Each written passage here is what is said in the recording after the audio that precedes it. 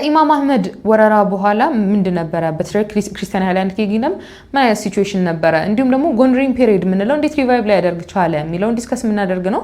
ጎንድሪን ፔሪድ ከኢማም አህመድ በኋላ የመጣ ወይም ደግሞ ከኢማም አህመድ በኋላ የነበረ ታይም ነው። ጎንድሪን ሪቫይቫል ምናየው ይሆናል።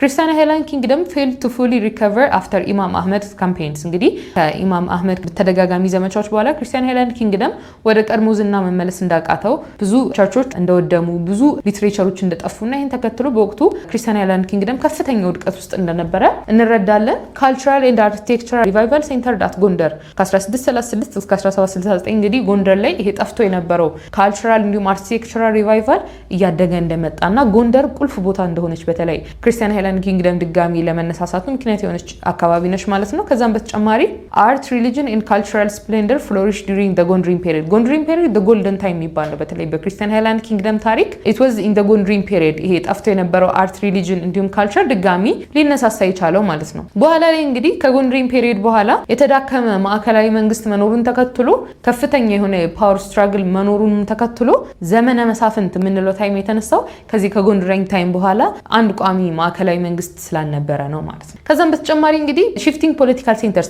በተለይ እነ አምደ ጽዮን ከዛም በፊት የነበሩት ሺፍቲንግ ፖለቲካል ሴንተር አይነት ይጠቀሙ እንደነበረ ዲስከስ አድርገናል። እንግዲህ መጀመሪያ ፖለቲካል ሴንተር የነበረው ለክርስቲያን ሃይላንድ ኪንግደም ሸዋ ነበረ።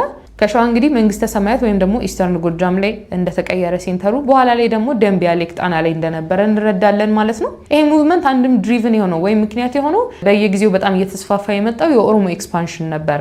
በኋላ ላይ እንግዲህ የነበረው ፖለቲካል ኢንስቴቢሊቲ ፎርስድ ኮንስታንት አዳፕሽን ኦፍ አድሚኒስትሬሽን ኢቬንቹዋሊ እንግዲህ ኢንስቴቢሊቲ አንድ ቦታ ላይ ለመርጋት አያስችል እንደነበረ አይተናል። ከዛም በተጨማሪ በተለይ በሳውዘርን በኩል የነበሩ ቴሪቶሪዎች ለኦሮሞ ኢንቬዥን ወይም ለኦሮሞ ኤክስፓንሽን የተጋለጡ ኢንፍሉዌንስ የተደረጉ አካባቢዎች ነበሩ ማለት ነው። ኦቶማን ተርኪዎች እንዴት ወደዚህ ወደ ኮስታን ሪጅኖች እንዴት መጡ የሚለውን ስንመለከት ኦቶማኖች እንግዲህ በ1857 ማሳዋን ካፕቸር እንዳደረጓት ሜጀር ትሬድ ሩት ነች ማሳዋ ይችን ቦታ ካፕቸር እንዳደረጓትና ወደ ውስጥ በተለይ ደብራዋ በተባለችው ቦታ ወደ ውስጥ በደንብ እየጠለቁ እንደመጡ እንረዳለን።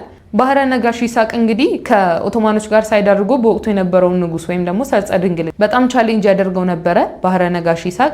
በኋላ ላይ እንግዲህ ሰርጸ ድንግል ባህረ ነጋሽ ይሳቅን ዲፊት ላይ ያደርገው ቢችልም በኦቶማን የተወሰዱትን ኤሪያዎች ግን ማስመለስ እንዳልቻለ እንረዳለን። ይህንን ተከትሎ ሰርጸ ድንግል እንግዲህ በተለይ ከውጪ ሀገራት ሰፖርት እንደጠየቀ በተለይ ከፖርቹጋሎች ሰፖርት እንደጠየቀ ደብዳቤ እንደላከና ፖርቹጋሎች ለሚያደርጉለት ድጋፍ ኢትዮጵያ ውስጥ መሬት እንዲሁም ወደ ካቶሊክ እምነት እንደሚለወጥ ደብዳቤ ጽፎ ልኳል። ይሄ ደብዳቤ በመሰረቱ ኢትዮጵያ ውስጥ ትልቅ ብጥብጥ ያስነሳ ነው። በኋላ ላይ እንመጣበታለን። ካቶሊሲዝም እንዴት ኢትዮጵያ ውስጥ እንደተስፋፋ ራሱ የቻለ ትልቅ ብጥብጥ ነው በዚህ ደብዳቤ ምክንያት የመጣው ማለት ነው። እንግዲህ በወቅቱ የነበረው ሞናርክ ወይም ደግሞ ሰርጸ ድንግል ብዙ ኮምፒቲሽኖች በተለያዩ ቦታዎች ከነበሩ መሪዎች ተደጋጋሚ ሆነ ኮምፒቲሽን ደርሶበት እንደነበረ ስልጣኑን ለመያዝ ማለት ነው። ፎር ኤግዛምፕል ሀመልማል የሚባለው ሰው እንግዲህ በዌስተርን ሸዋ አካባቢ የነበረ ሲሆን ያመፀ ነው በሰርጸ ድንግል ንግስና ላይ። በኋላ ላይ እንግዲህ ከሰርጸ ድንግል ጋር አንድ ላይ ሪኮንሳይል እንዳደረጉ ወይም አብረው ሲሰሩ እንደነበረ እንመለከታለን። በዚህ መንገድ የሀመልማል ነገር ተፈቷል። ፋሲሎ የሚባለውም ሰው በተመሳሳይ ዳሞት አካባቢ ላይ ሪቤል ያደረገ ነው። የሰርጸ ድንግልን